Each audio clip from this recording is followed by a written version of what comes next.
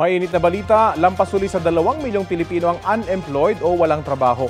Ayon sa Philippine Statistics Authority, 2.59 million ang walang trabaho nitong Hulyo, pinakamarami ngayong 2025. Katumbas ito ng 5.3% ng labor force sa bansa.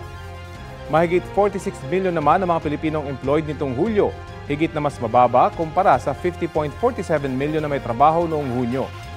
Sabi ng PSA, manufacturing sector ang may pinakamaraming bagong trabaho nitong third quarter ng 2025 kaysa noong second quarter.